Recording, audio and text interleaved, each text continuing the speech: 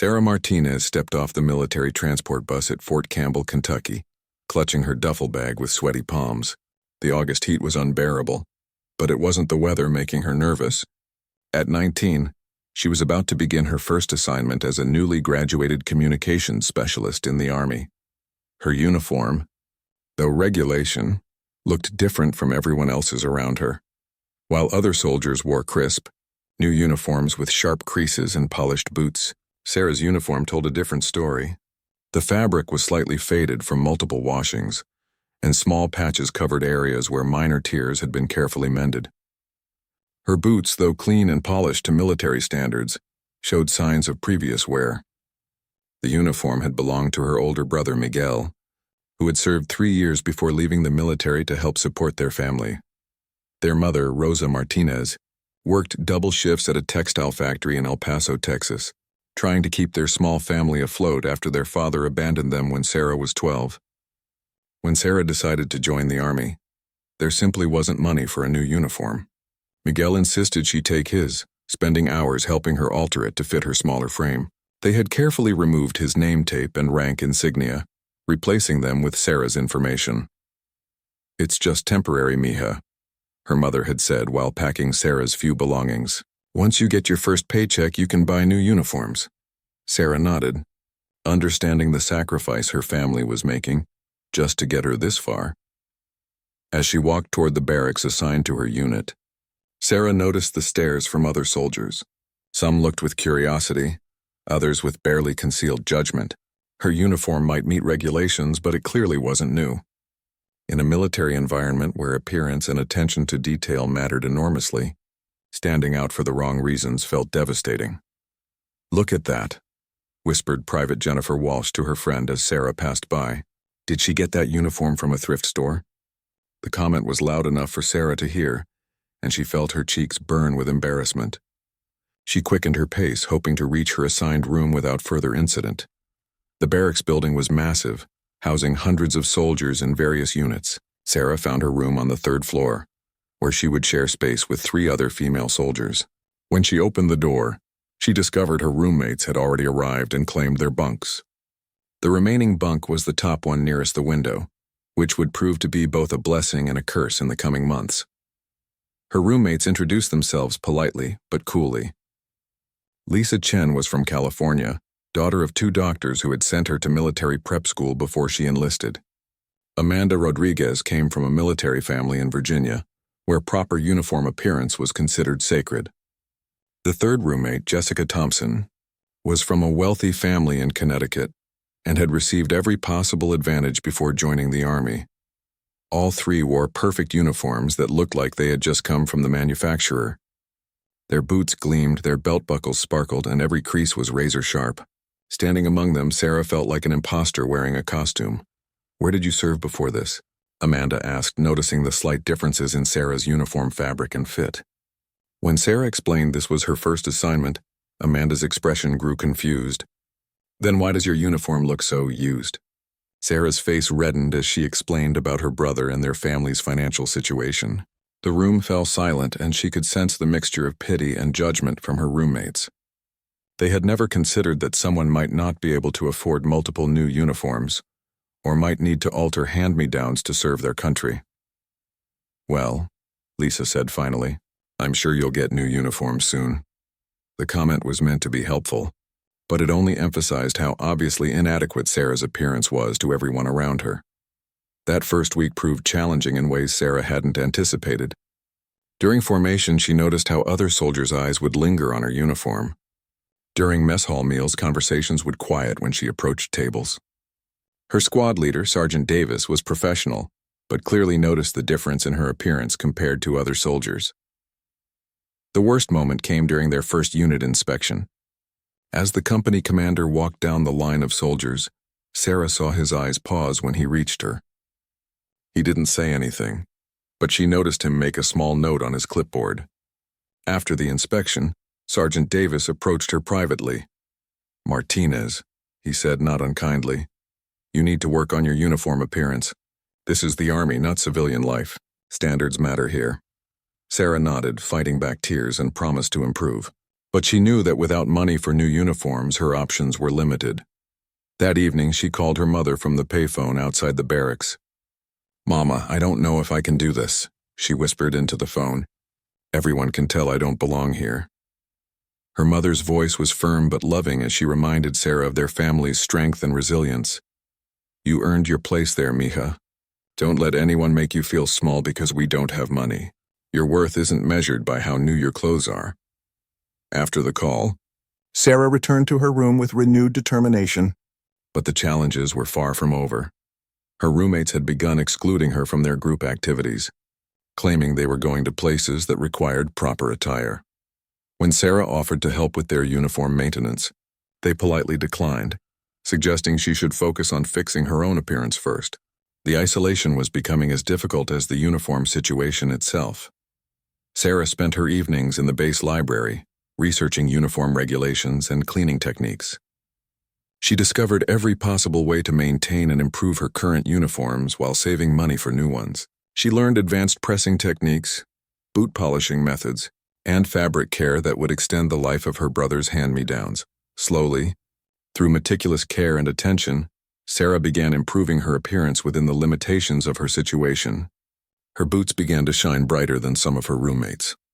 Her uniforms, though still obviously used, became perfectly pressed and maintained. She was proving that dedication and effort could partially overcome financial limitations, but the whispers and judgment continued. Other soldiers had begun calling her Thrift Store Martinez behind her back, a nickname that cut deeply despite her growing confidence in her military abilities. Sarah excelled in her communications training, scoring higher than most of her peers, but her achievements were overshadowed by her appearance. 3 weeks into her assignment, everything was about to change in a way that would shock everyone who had judged her. An announcement came over the barracks intercom that a high-ranking officer would be visiting their unit for a special inspection. The entire company would be required to present themselves in perfect uniform for review by Brigadier General Patricia Hawkins, a decorated veteran known for her attention to detail and high standards. The announcement of Brigadier General Hawkins' visit sent shockwaves through the entire base. Sarah had heard stories about the general during her basic training. Patricia Hawkins was a legend in the Army, known for her brilliant tactical mind and unwavering commitment to excellence. She had earned her rank through decades of distinguished service, including multiple deployments to combat zones where she had saved countless lives through strategic communications coordination. What made General Hawkins particularly intimidating was her reputation for detailed inspections. Stories circulated about soldiers being reassigned or receiving formal reprimands after failing to meet her standards.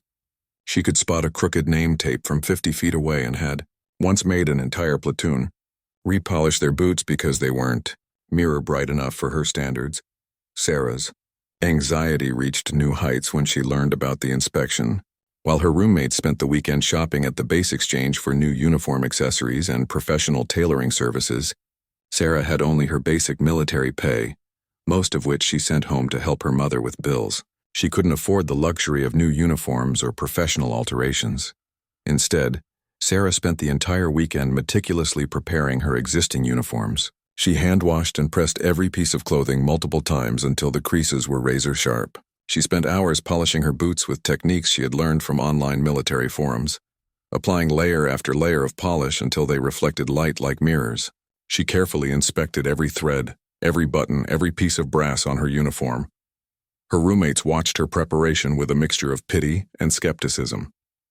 "Sarah, maybe you should just call in sick that day," suggested Lisa, genuinely concerned. "General Hawkins is really strict about appearances, and you know how your uniform looks compared to regulation standards." Amanda nodded in agreement. "My dad always said that in the military, perception is reality. If you look substandard, you'll be treated as substandard." Jessica remained silent, but Sarah could see the agreement in her expression. "I can't call in sick," Sarah replied firmly. "That would be dishonest, and it would make things worse in the long run. I'll just have to do my best with what I have." Deep down, she knew they were probably right, but giving up wasn't in her nature. The night before the inspection, Sarah barely slept. She spent hours visualizing the inspection process, practicing her military bearing, and reviewing every detail of her uniform preparation. She had done everything possible within her limitations, but she knew it might not be enough to meet the general's legendary standards. Meanwhile, word of the upcoming inspection had spread throughout the base. Soldiers who had been mocking Sarah's appearance began placing bets on how badly the inspection would go for her. Some predicted she would be transferred to a different unit. Others thought she might face disciplinary action for substandard appearance. The cruel nickname Thrift Store Martinez was being used more frequently, often within earshot. Sergeant Davis approached Sarah the evening before the inspection with a concerned expression. "Martinez, I want you to know that I've seen significant improvement in your uniform maintenance over the past few weeks. You're showing real dedication and attention to detail." He paused, choosing his words carefully. "Tomorrow is going to be challenging, but remember that the Army values character and commitment as much as appearance." His words were encouraging, but Sarah could hear the underlying concern in his voice. Even her immediate supervisor was worried about how the inspection would affect her military career. The morning of the inspection arrived with unusual activity throughout the barracks. Soldiers were up before dawn, making final adjustments to their uniforms and practicing their inspection stance. The tension was so thick it felt like the air before a thunderstorm. Sarah completed her final preparations with the same meticulous attention she had shown all week. Her uniform, while clearly not new, was immaculately maintained. Every thread was in place. Every piece of brass gleamed, and her boots reflected the fluorescent lights like black mirrors. She had achieved the best possible appearance within her circumstances. As the company assembled for formation, Sarah took her place in the ranks and tried to control her nervousness. Around her, other soldiers fidgeted with their new uniforms and whispered final reminders to each other about proper inspection protocol. The atmosphere was electric with nervous energy. Company Commander Captain Williams addressed the formation with unusual seriousness. "Today's inspection by General Hawkins is an honor for our unit. She specifically requested to review our company, based on our recent performance ratings and communications exercises. Every soldier here represents not just themselves, but our entire unit's reputation." Sarah felt the weight of that responsibility, knowing that her appearance might reflect poorly on everyone around her. She caught several soldiers, glancing in her direction with expressions that clearly said they were worried about her impact on the unit's overall evaluation. General Hawkins was scheduled to arrive at 900 hours, and the entire company spent the final 30 minutes standing at attention, while last-minute preparations were completed. Sarah could feel sweat beginning to form under her uniform, but she maintained perfect military bearing despite her anxiety. At exactly 9 o'clock, a convoy of military vehicles approached the formation area. Sarah's heart rate increased as she realized that one of the most powerful officers in the Army was about to inspect her obviously inadequate uniform. She had heard that General Hawkins' inspections were so thorough that she often spent several minutes with each soldier, asking questions about their background, training, and commitment to military service. The vehicle stopped, and several high-ranking officers emerged, but everyone's attention focused on the figure stepping out of the lead vehicle. Brigadier General Patricia Hawkins was smaller in stature than Sarah had expected, but her presence commanded immediate respect. Her uniform was absolutely perfect, with decorations and ribbons that told the story of a distinguished military career spanning over 2 decades.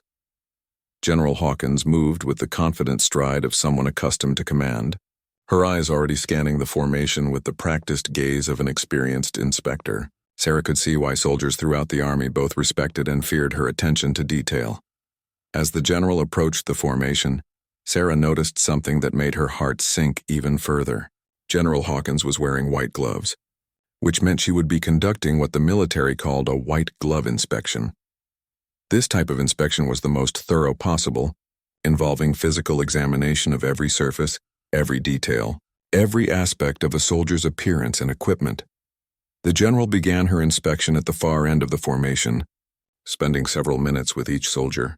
Sarah could hear brief conversations, questions about training and background, and occasional comments about uniform appearance. As General Hawkins moved closer to Sarah's position in the formation, the nervousness became almost overwhelming. Sarah watched as the general inspected soldiers near her, noting how she examined name tapes, checked for proper spacing of ribbons and badges, and even ran her gloved fingers along belt buckles and boots to check for proper polishing.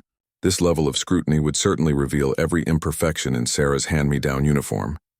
When General Hawkins reached the soldier directly next to Sarah, the weight became almost unbearable. Sarah could hear the general asking detailed questions about the soldier's military occupational specialty and career goals. The conversation seemed to last forever, but finally General Hawkins moved to stand directly in front of Sarah.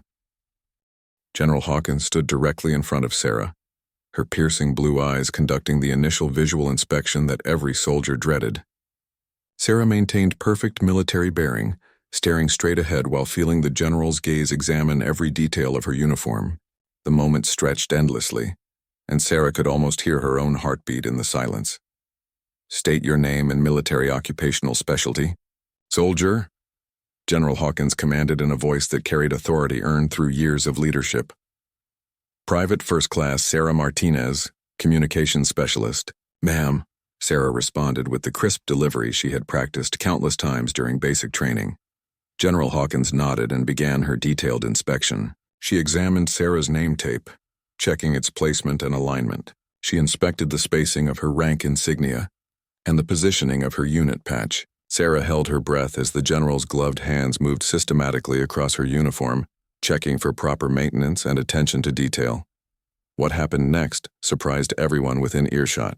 Instead of finding fault with the obviously used uniform, General Hawkins paused at Sarah's unit patch and looked more closely. Her expression changed subtly, and she leaned in to examine the small details of the patch that most people would never notice. "Martinez," the general said slowly. "Where did you get this unit patch?" Sarah's heart sank, assuming she was about to be criticized for some irregularity in her uniform components. "Ma'am, this patch came with the uniform." "Ma'am," she replied honestly, not mentioning that the uniform had belonged to her brother. General Hawkins continued studying the patch with an intensity that seemed unusual for such a routine inspection. Around them, other soldiers and officers began to notice that this particular inspection was taking much longer than the others. Whispers started to circulate about what might be wrong with Martinez's uniform. "This is a patch from the 327th Signal Battalion," General Hawkins said, her voice carrying a tone that Sarah couldn't interpret. "The manufacturing date stamp indicates it was issued approximately 3 years ago." She looked directly into Sarah's eyes. "Were you assigned to the 327th Signal Battalion 3 years ago, Private Martinez?" Sarah felt panic rising in her chest. She realized that lying to a general would be far worse than admitting the truth about her brother's uniform. "No, ma'am. This uniform previously belonged to my brother, Sergeant Miguel Martinez, who served in that unit before leaving the Army, ma'am." The formation around them had grown completely silent. Everyone expected this admission to result in serious disciplinary action. Wearing another person's uniform patches, even a family member's, could be considered a violation of military regulations regarding proper identification and unit affiliation. But General Hawkins' reaction was nothing like what anyone expected. Her expression softened slightly, and she continued examining the patch with what appeared to be growing interest rather than anger. "Miguel Martinez," she repeated thoughtfully. "Communications specialist, served from 2019 to 2022 in the 327th Signal Battalion." When Sarah nodded, the general's demeanor changed completely. "Private Martinez, your brother saved my life." The words hit Sarah like a physical blow. Around them, she could hear surprised murmurs from other soldiers who were close enough to overhear. No one had expected the inspection to take this dramatic turn. General Hawkins stepped back slightly and addressed Sarah with a gravity that commanded everyone's attention. 3 years ago, I was Lieutenant Colonel Hawkins, serving as the Communications Director for Joint Task Force operations in Syria. During a critical mission, our primary communication systems failed due to an enemy cyber attack that knocked out our satellite uplinks. The general paused, and Sarah could see that she was reliving a difficult memory. We were coordinating a medical evacuation for wounded soldiers, and without communications, we couldn't direct the helicopter to the correct landing zone. Lives were hanging in the balance, and we had no way to guide the medical team to our position. Sarah stood transfixed, realizing that she was about to hear a story about her brother that she had never known. Miguel had never talked much about his specific duties during deployment, always deflecting questions about his service with modest responses about just doing his job. Your brother, Sergeant Martinez, had been working on backup communication systems, General Hawkins continued. While everyone else was trying to restore the primary systems, he had quietly been setting up an alternative communication network using older, more secure equipment that couldn't be affected by the cyber attack. The general's voice grew stronger as she continued the story. When Sergeant Martinez realized that lives were at stake, he worked for 18 straight hours to establish communication with the medical evacuation team. He bypassed every damaged system, created new connection protocols, and eventually managed to guide the helicopter safely to our position. Sarah felt tears forming in her eyes as she listened to this account of her brother's heroism. She had known Miguel was a good soldier, but she had never imagined that his work had directly saved lives, including the life of the officer now standing before her. Because of your brother's technical skill and dedication, we were able to evacuate 12 wounded soldiers who would have died without immediate medical attention, General Hawkins said. Sergeant Martinez received a commendation for his actions, but more importantly, 12 families got to welcome their loved ones home. The inspection area had grown completely silent except for the general's voice. Other soldiers strained to hear this unexpected story, and several officers had moved closer to listen. Sarah realized that this moment was becoming something far more significant than a routine uniform inspection. After that mission, I made it a point to remember the names and faces of soldiers who demonstrated exceptional courage and skill under pressure. General Hawkins continued, "Your brother was one of those soldiers. When he left the Army, I respected his decision to prioritize his family's needs, but I never forgot his contribution." Sarah struggled to maintain military bearing while processing this information. Her brother had never mentioned saving anyone's life or receiving commendations. He had simply come home, helped their family financially, and encouraged Sarah to pursue her own military service without ever suggesting that he had been anything more than an ordinary soldier. General Hawkins took a step closer to Sarah and spoke in a voice that carried throughout the formation. "Private Martinez, the fact that you are wearing your brother's uniform with such obvious pride and care tells me everything I need to know about your character and your family's values." The general then did something that shocked everyone present. She reached out and straightened Sarah's unit patch with careful precision, treating it with the respect due to a decoration rather than a piece of standard equipment. "This patch represents more than just unit affiliation," General Hawkins announced loudly enough for the entire formation to hear. "It represents the sacrifice and service of a soldier who put others' lives before his own comfort. Private Martinez, you wear it with honor because it was earned with honor." Around them, the atmosphere had completely changed. Soldiers who had been whispering jokes about Sarah's appearance were now looking at her with newfound respect. The revelation that her shabby uniform actually belonged to a hero who had saved lives, including the life of the general conducting their inspection, had transformed the entire situation. General Hawkins stepped back and returned to her formal inspection posture, but her expression remained warm. "Private Martinez, your uniform maintenance is exemplary.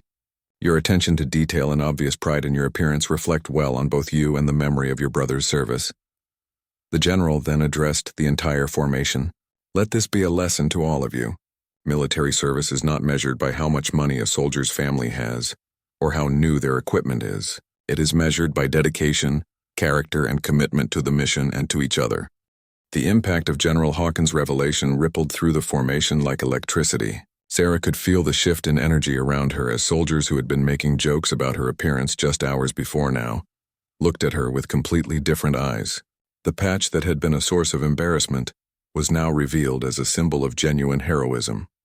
General Hawkins continued her inspection of the remaining soldiers, but the dynamic had fundamentally changed.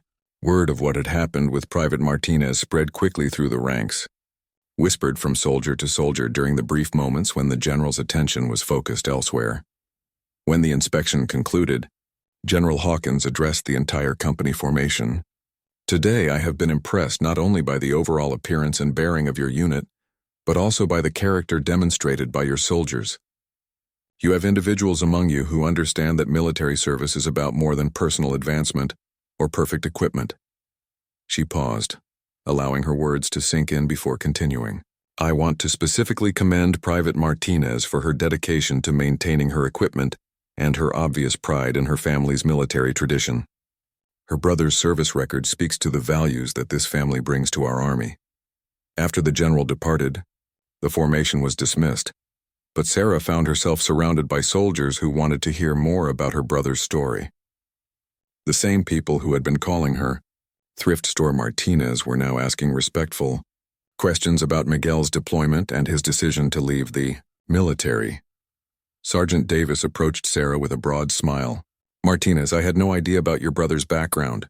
That explains a lot about your work ethic and attention to detail. You've been carrying on a family tradition of excellence." Her roommates, who had been distant and somewhat condescending, were now clearly embarrassed about their previous behavior.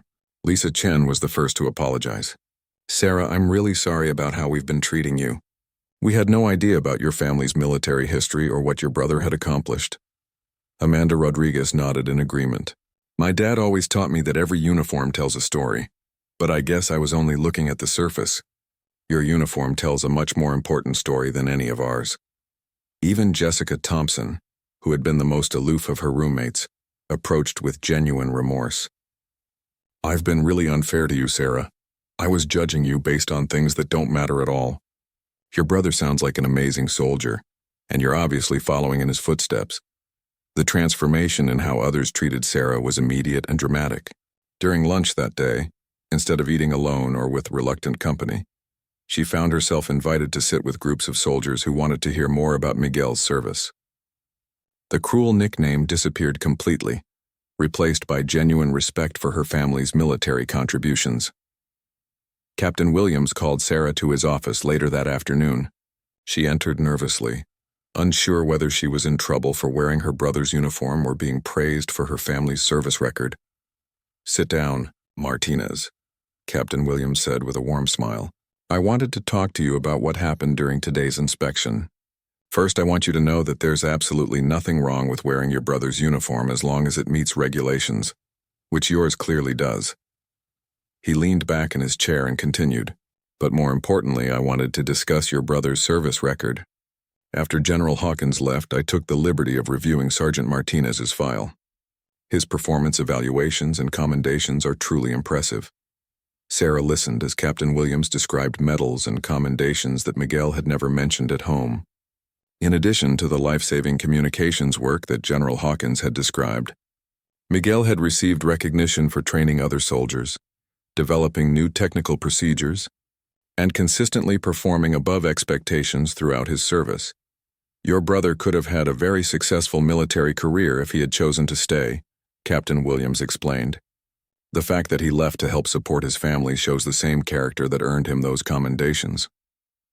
He put others before himself, which is the essence of military service." The captain then surprised Sarah with an offer. "I've been authorized to arrange for you to receive new uniforms through the Army's Emergency Assistance Program. Your family's financial situation and your brother's exemplary service record make you eligible for this support." Sarah felt overwhelming gratitude but also concern. "Sir, I don't want anyone to think I'm getting special treatment because of what happened today. I want to earn my place here like everyone else." Captain Williams smiled at her response. "Martinez, that attitude proves that you've already earned your place here. The assistance isn't charity. It's recognition of your family's sacrifice and contribution to the Army. Your brother earned this support through his service, and you're earning it through your dedication and character." That evening, Sarah called her mother to share the incredible events of the day.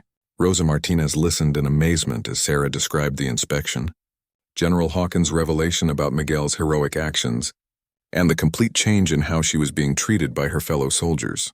"Mia, your brother never told us about saving anyone's life," Rosa said, her voice filled with pride and emotion. "He just said he did his job and came home to help us. But I always knew Miguel was special, just like I know you are special." Sarah's conversation with her mother helped her process the emotional impact of learning about her brother's hidden heroism. She realized that Miguel's modesty about his accomplishments was consistent with his character, but it also meant that their family had never fully understood the significance of his military service. When Sarah returned to her room that night, she found her roommates waiting with a surprise. They had pooled their money to buy her a small gift, a professional quality uniform maintenance kit with advanced polishing compounds, pressing tools, and care instructions. We wanted to show you that we're serious about making up for how we treated you, Lisa explained, and we want to learn from you about proper uniform maintenance. Watching you prepare for today's inspection taught us that we've been taking our new uniforms for granted. Sarah was touched by the gesture and spent the evening teaching her roommates the techniques she had learned for maintaining uniforms on a limited budget. The shared activity brought them together in a way that their previous interactions had never achieved. Over the following days, word of Sarah's story spread throughout the base. Soldiers from other units began approaching her with questions about her brother's service, and with increased respect for her own dedication. The incident had transformed her from an object of mockery into a symbol of military family values and perseverance. Sergeant Davis noticed the change in Sarah's confidence and bearing. She was no longer the nervous, self-conscious soldier who had arrived at Fort Campbell worried about her appearance. Instead, she carried herself with the pride that came from understanding her place in a tradition of service that extended beyond her own achievements. The most significant change, however, was in Sarah's own understanding of her military service. She had joined the Army primarily for the stable income and benefits it would provide her family, but learning about Miguel's heroic actions and seeing how her own character had been tested and proven during the inspection gave her a deeper appreciation for the meaning of military service. Sarah began to see her modest circumstances not as a source of shame, but as evidence of her family's commitment to service before self. The worn uniform that had once embarrassed her became a source of pride, representing the sacrifice and dedication that had earned her the right to wear it. 3 weeks after the inspection that changed everything, Sarah received a message that would further transform her military experience. She was called to report to the Communications Command headquarters for a special assignment that had been personally requested by Brigadier General Hawkins. When Sarah arrived at the headquarters building, she was escorted to a conference room where several high-ranking officers were waiting. General Hawkins was present, along with Colonel Patricia Stevens, the base communications director, and Major Robert Chen, who oversaw advanced communications training programs. Private Martinez, General Hawkins began, "Your performance evaluations since arriving at Fort Campbell have been exceptional. Your instructors report that you demonstrate natural aptitude for communications technology that exceeds most soldiers at your experience level." Sarah listened carefully, wondering where this conversation was leading. She had indeed been excelling in her training programs, finding that the technical skills came naturally to her, perhaps inherited from her brother's similar abilities.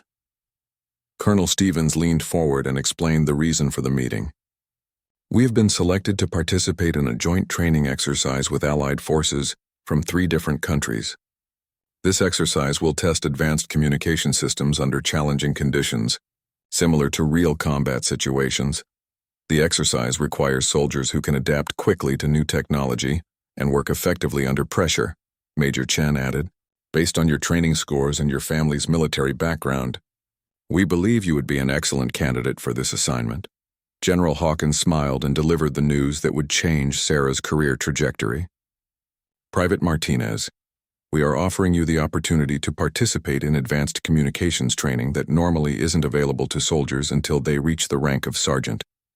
This training would prepare you for the joint exercise and accelerate your career development significantly." Sarah felt overwhelmed by the opportunity being presented to her. Advanced training typically took years to qualify for, and here it was being offered after just a few months of service. She also understood that this opportunity was directly connected to the events of the inspection and the recognition of her family's military contributions. "Ma'am, I'm honored by this opportunity, but I want to make sure I'm being selected based on my own abilities and not just because of my brother's service record," Sarah said honestly. Colonel Stevens responded with respect for Sarah's integrity. "Private Martinez, while your brother's heroic actions initially brought you to our attention, this assignment is being offered purely based on your demonstrated abilities and potential. Your test scores and performance evaluations speak for themselves." Major Chen opened a folder and showed Sarah her training records. "Your technical aptitude scores are in the top 5% of all communications specialists currently on this base. Your problem-solving abilities during simulated equipment failures have been consistently outstanding. These qualifications earned you this opportunity. General Hawkins added the final convincing argument. Sarah, your brother saved lives through his technical expertise and dedication. We believe you have the same potential to make significant contributions to military communications. This training will give you the tools to fulfill that potential. After considering the offer carefully, Sarah accepted the assignment.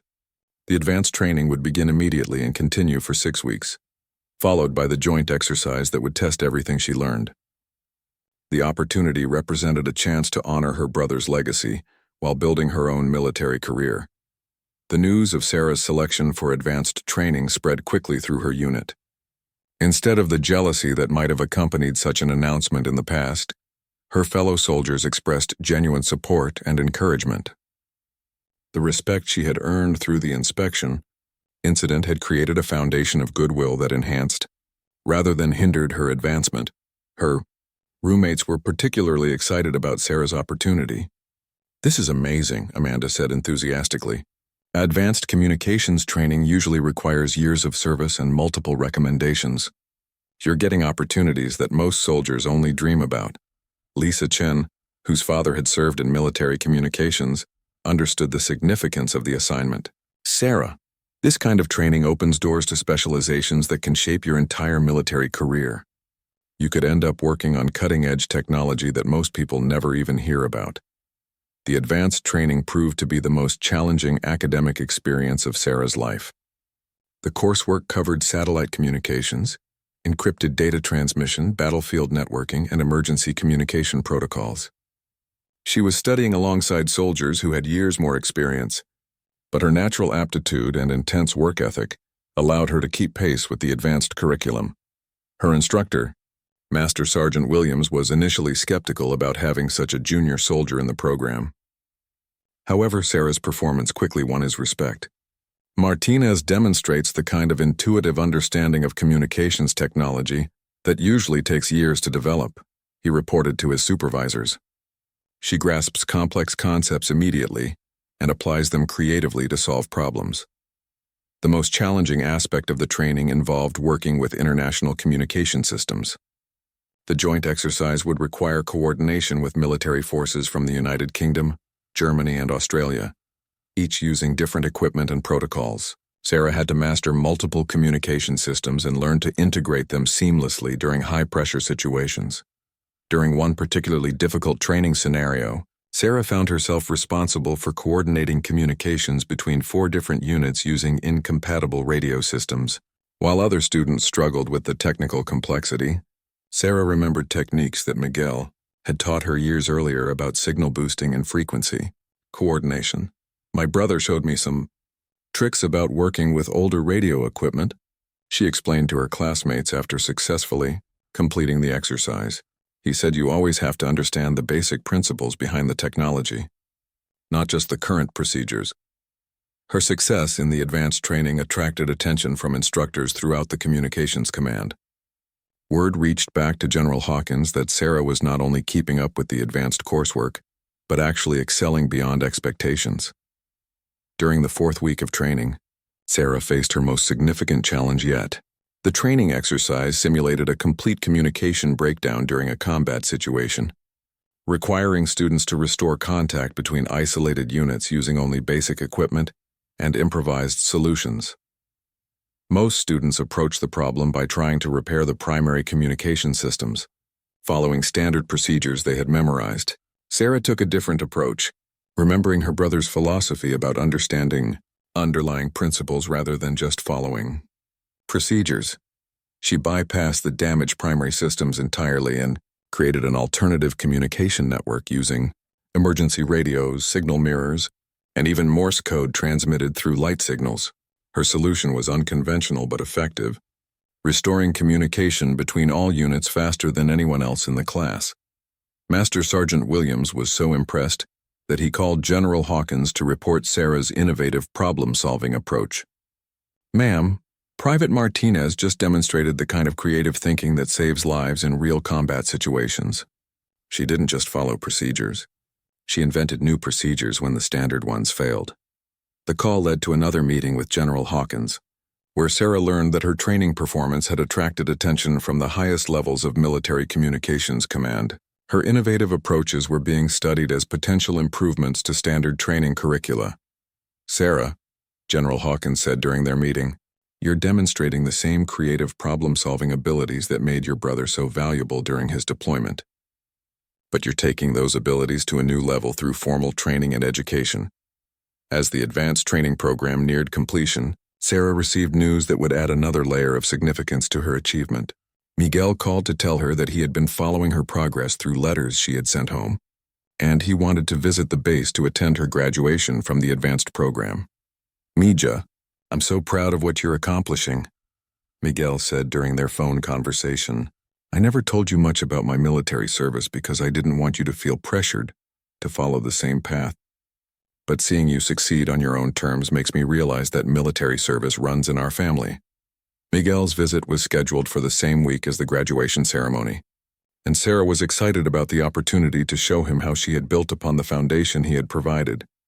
She also looked forward to introducing him to the officers who had recognized his heroic service. The graduation ceremony for the Advanced Communications training program was attended by senior officers from throughout the region. Sarah was one of only 12 soldiers completing the program, and she had achieved the highest scores in several key areas of study. When her name was called to receive her certificate of completion, Sarah walked across the stage with pride, knowing that she had earned this achievement through her own dedication and abilities. In the audience, she could see Miguel watching with obvious emotion, finally understanding how his military service had inspired and enabled his sister's success. After the ceremony, General Hawkins arranged for a private meeting between Sarah, Miguel, and several officers who wanted to thank Miguel personally for his life-saving actions during his deployment. It was an emotional reunion that helped both siblings understand the full significance of their family's military contributions. Colonel Stevens addressed both siblings during the meeting. "The Martinez family represents the best of military values. Miguel's heroic service saved lives and demonstrated exceptional technical expertise. Sarah's current achievements show that she's building on that foundation to reach even greater heights." Miguel was visibly moved by the recognition of his service and by seeing how his influence had helped shape Sarah's military career. "I never imagined that my time in the Army would have this kind of impact," he said.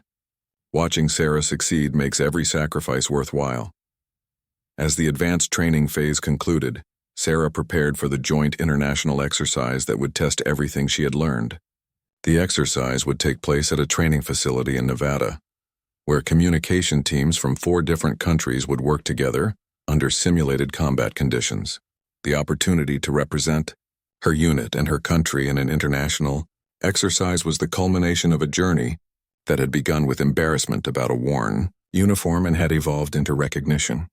As one of the Army's most promising young communications specialists, the Joint International exercise took place at the Nevada Test and Training Range, a vast desert facility where military forces from around the world came to practice coordinated operations. Sarah arrived as part of a 12-person team representing the United States Army's communication specialists, feeling both excited and nervous about working alongside experienced soldiers from the United Kingdom, Germany, and Australia.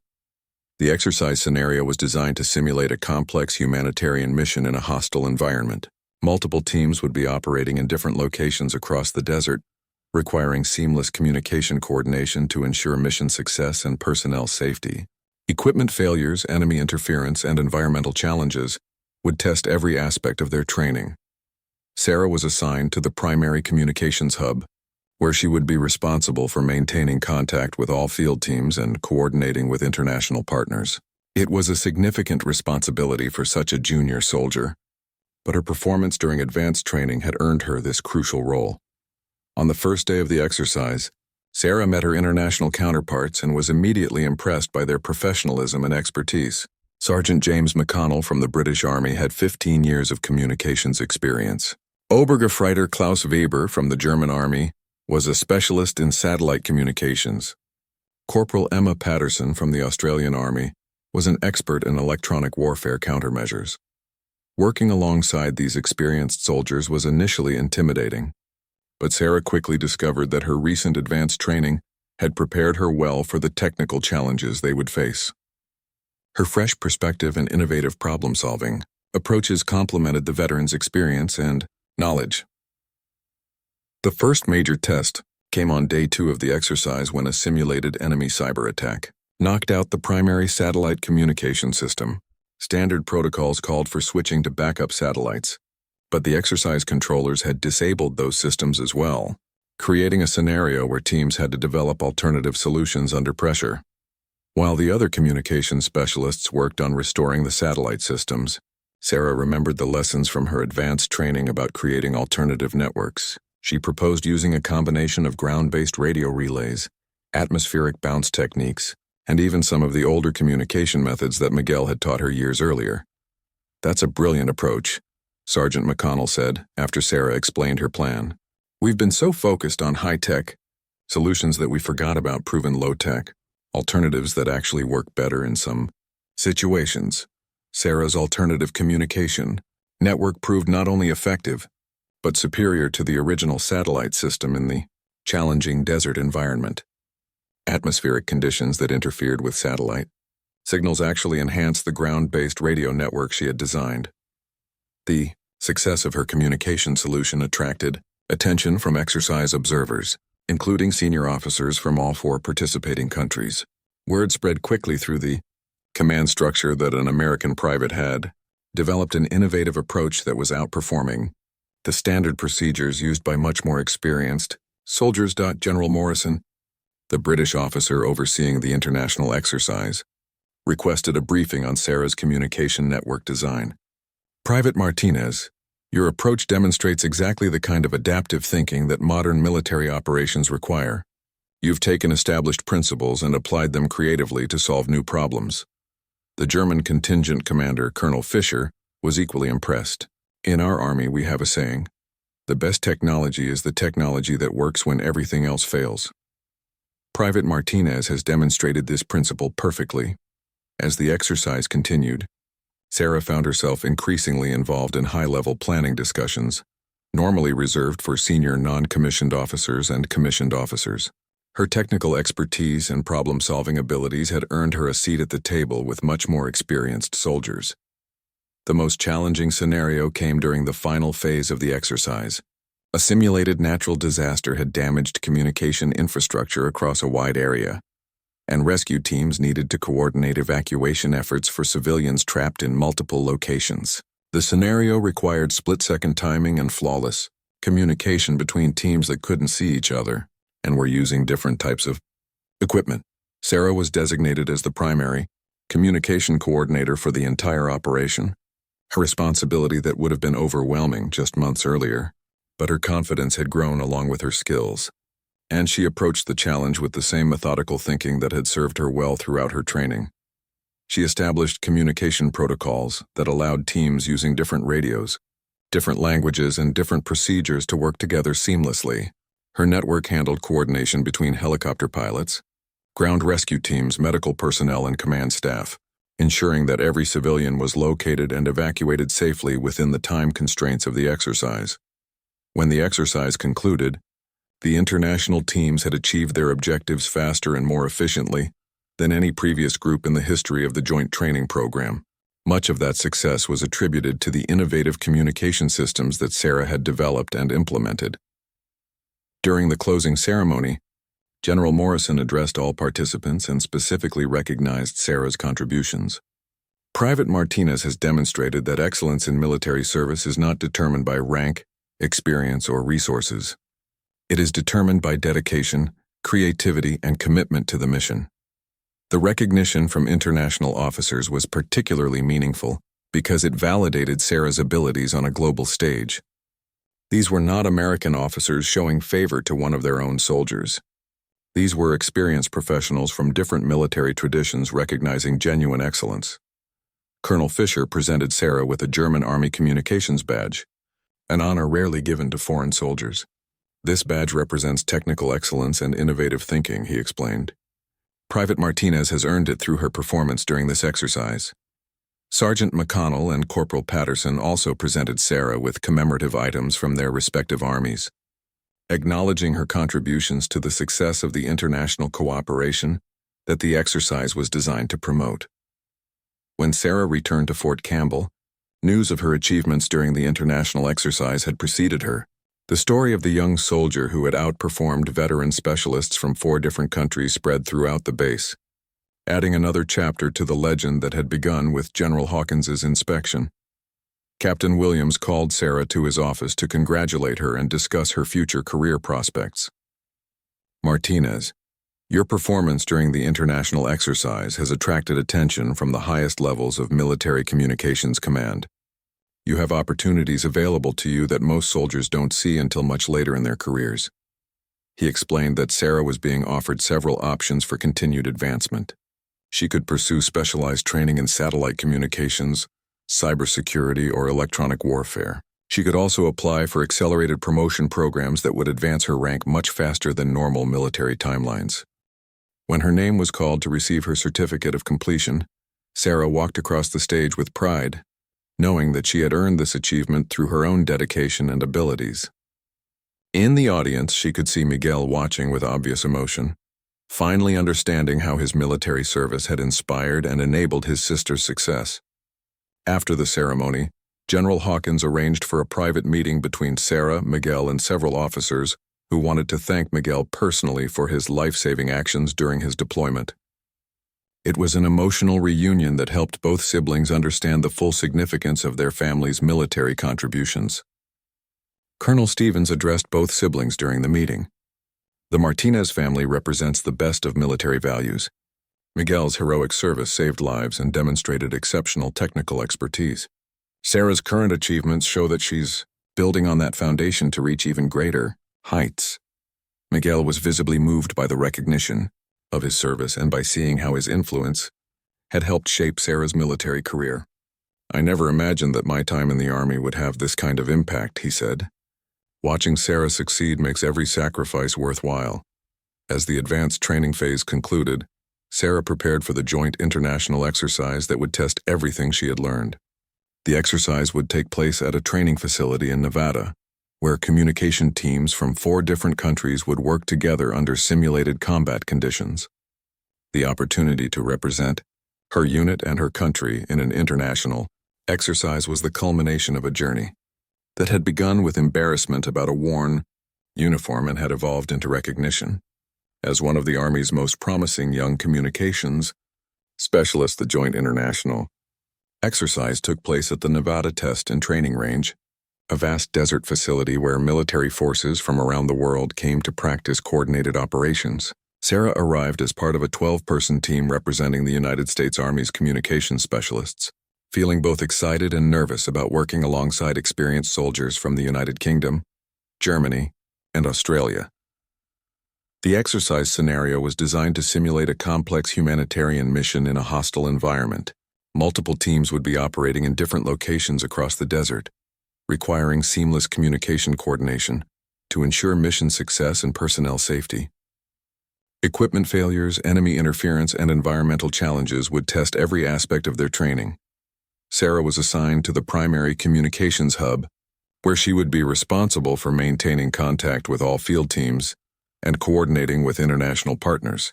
It was a significant responsibility for such a junior soldier, but her performance during advanced training had earned her this crucial role. On the first day of the exercise, Sarah met her international counterparts and was immediately impressed by their professionalism and expertise. Sergeant James McConnell from the British Army had 15 years of communications experience. Obergefreiter Klaus Weber from the German Army was a specialist in satellite communications. Corporal Emma Patterson from the Australian Army was an expert in electronic warfare countermeasures. Working alongside these experienced soldiers was initially intimidating, but Sarah quickly discovered that her recent advanced training had prepared her well for the technical challenges they would face.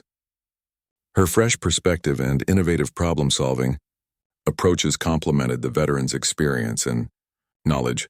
The first major test came on day 2 of the exercise when a simulated enemy cyber attack knocked out the primary satellite communication system. Standard protocols called for switching to backup satellites, but the exercise controllers had disabled those systems as well, creating a scenario where teams had to develop alternative solutions under pressure. While the other communication specialists worked on restoring the satellite systems, Sarah remembered the lessons from her advanced training about creating alternative networks. She proposed using a combination of ground-based radio relays, atmospheric bounce techniques, and even some of the older communication methods that Miguel had taught her years earlier. "That's a brilliant approach," Sergeant McConnell said after Sarah explained her plan. "We've been so focused on high-tech solutions that we forgot about proven low-tech alternatives that actually work better in some situations." Sarah's alternative communication network proved not only effective, but superior to the original satellite system in the challenging desert environment. Atmospheric conditions that interfered with satellite signals actually enhanced the ground-based radio network she had designed. The success of her communication solution attracted attention from exercise observers, including senior officers from all 4 participating countries. Word spread quickly through the command structure that an American private had developed an innovative approach that was outperforming the standard procedures used by much more experienced soldiers. General Morrison, the British officer overseeing the international exercise, requested a briefing on Sarah's communication network design. "Private Martinez, your approach demonstrates exactly the kind of adaptive thinking that modern military operations require. You've taken established principles and applied them creatively to solve new problems." The German contingent commander, Colonel Fischer, was equally impressed. "In our army, we have a saying, the best technology is the technology that works when everything else fails. Private Martinez has demonstrated this principle perfectly." As the exercise continued, Sarah found herself increasingly involved in high-level planning discussions, normally reserved for senior non-commissioned officers and commissioned officers. Her technical expertise and problem-solving abilities had earned her a seat at the table with much more experienced soldiers. The most challenging scenario came during the final phase of the exercise. A simulated natural disaster had damaged communication infrastructure across a wide area, and rescue teams needed to coordinate evacuation efforts for civilians trapped in multiple locations. The scenario required split-second timing and flawless communication between teams that couldn't see each other and were using different types of equipment. Sarah was designated as the primary communication coordinator for the entire operation, a responsibility that would have been overwhelming just months earlier. But her confidence had grown along with her skills, and she approached the challenge with the same methodical thinking that had served her well throughout her training. She established communication protocols that allowed teams using different radios, different languages, and different procedures to work together seamlessly. Her network handled coordination between helicopter pilots, ground rescue teams, medical personnel, and command staff, ensuring that every civilian was located and evacuated safely within the time constraints of the exercise. When the exercise concluded, the international teams had achieved their objectives faster and more efficiently than any previous group in the history of the Joint Training Program. Much of that success was attributed to the innovative communication systems that Sarah had developed and implemented. During the closing ceremony, General Morrison addressed all participants and specifically recognized Sarah's contributions. "Private Martinez has demonstrated that excellence in military service is not determined by rank, experience, or resources. It is determined by dedication, creativity, and commitment to the mission." The recognition from international officers was particularly meaningful because it validated Sarah's abilities on a global stage. These were not American officers showing favor to one of their own soldiers. These were experienced professionals from different military traditions recognizing genuine excellence. Colonel Fischer presented Sarah with a German Army Communications Badge, an honor rarely given to foreign soldiers. "This badge represents technical excellence and innovative thinking," he explained. "Private Martinez has earned it through her performance during this exercise." Sergeant McConnell and Corporal Patterson also presented Sarah with commemorative items from their respective armies, acknowledging her contributions to the success of the international cooperation that the exercise was designed to promote. When Sarah returned to Fort Campbell, news of her achievements during the international exercise had preceded her. The story of the young soldier who had outperformed veteran specialists from 4 different countries spread throughout the base, adding another chapter to the legend that had begun with General Hawkins's inspection. Captain Williams called Sarah to his office to congratulate her and discuss her future career prospects. Martinez, your performance during the international exercise has attracted attention from the highest levels of military communications command. You have opportunities available to you that most soldiers don't see until much later in their careers. He explained that Sarah was being offered several options for continued advancement. She could pursue specialized training in satellite communications, cybersecurity, or electronic warfare. She could also apply for accelerated promotion programs that would advance her rank much faster than normal military timelines. The most prestigious option, Captain Williams continued, is an invitation to attend the Defense Information Systems Agency Advanced Training Program. This program prepares soldiers to work on classified communication systems that support the highest levels of military and government operations. Sarah listened to these options with amazement, remembering how just a few months earlier, she had been worried about being transferred or disciplined because of her worn uniform. The journey from embarrassment to recognition had been swift, but had required every ounce of dedication and perseverance she possessed. That evening, Sarah called her family to share the news of her latest achievements and the career opportunities that were now available to her.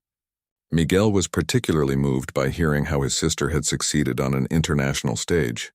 "Sarah, you've taken the foundation that our family built and created something far greater than anything I ever accomplished," Miguel said with obvious pride.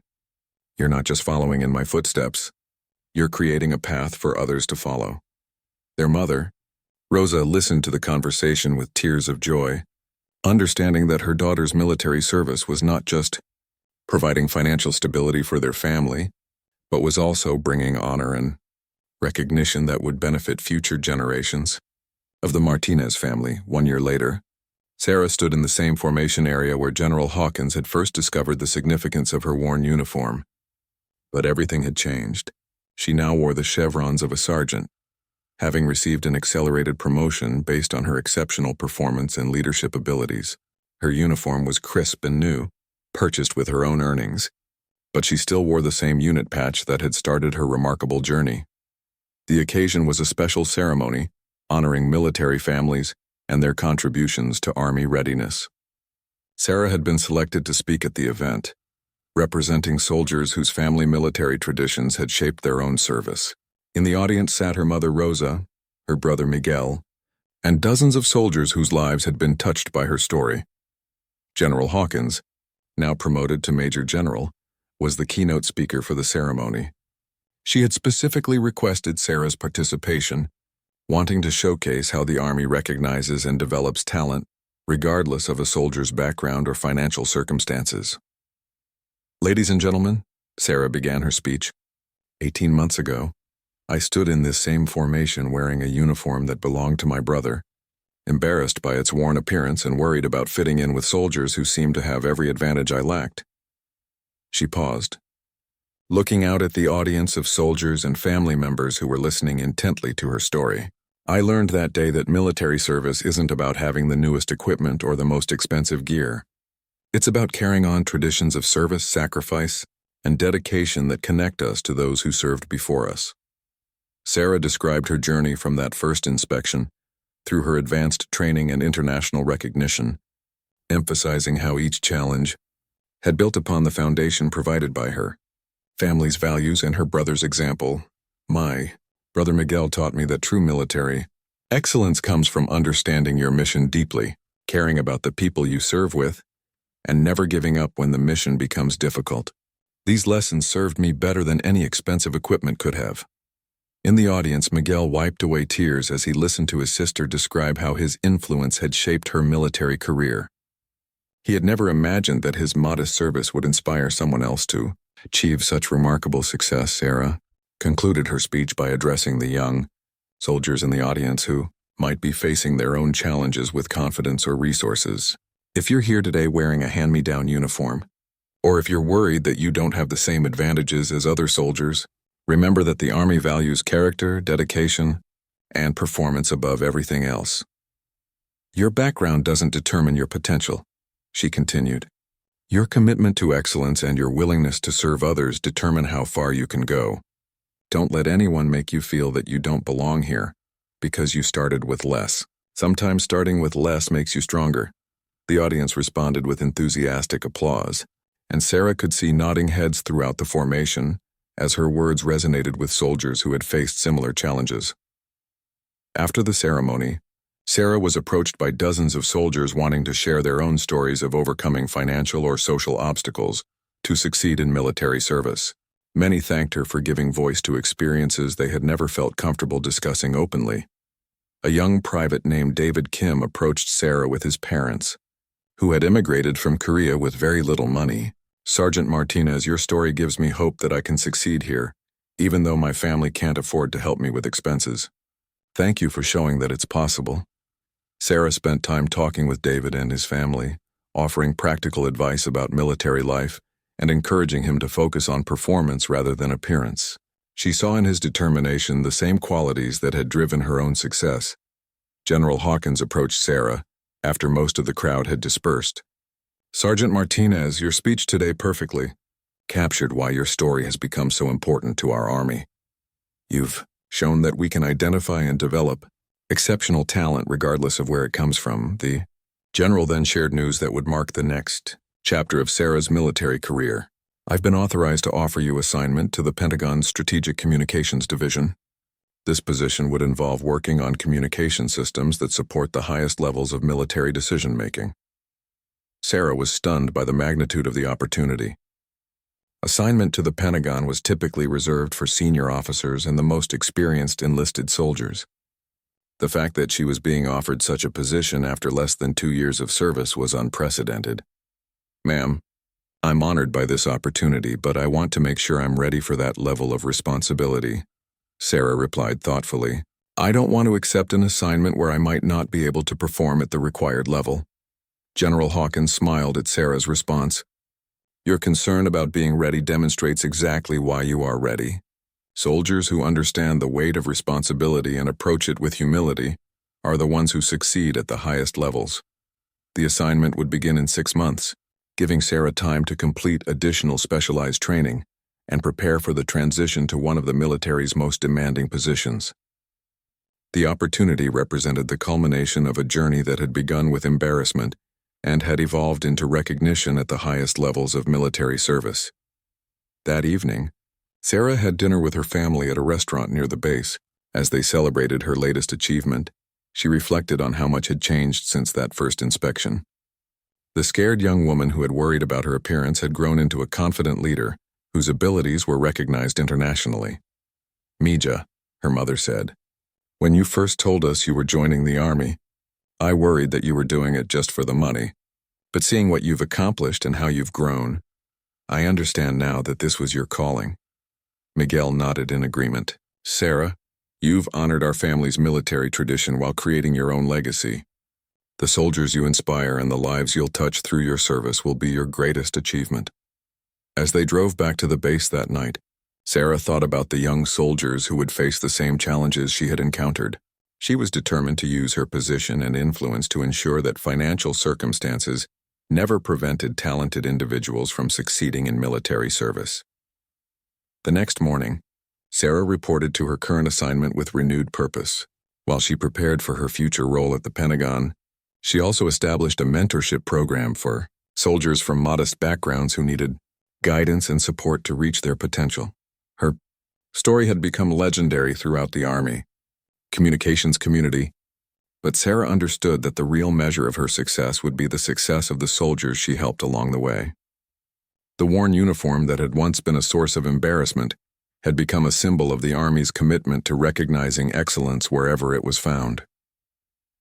6 months later, as Sarah prepared to leave Fort Campbell for her assignment at the Pentagon, she received a final surprise. The uniform that Miguel had given her, which had started her remarkable journey, was being retired to the base museum as an example of how military families pass traditions from one generation to the next. Standing in the museum, looking at the uniform displayed with honor rather than shame, Sarah understood that her story represented something larger than individual achievement. It represented the Army's values of recognizing merit, developing talent, and honoring the traditions that connect all soldiers to something greater than themselves. The young woman who had once worried about fitting in had become a symbol of what was possible when talent, dedication, and opportunity came together in the service of others. Her journey from embarrassment to excellence would inspire countless soldiers, who would follow in her footsteps, proving that true military service transcends any superficial measure of worth.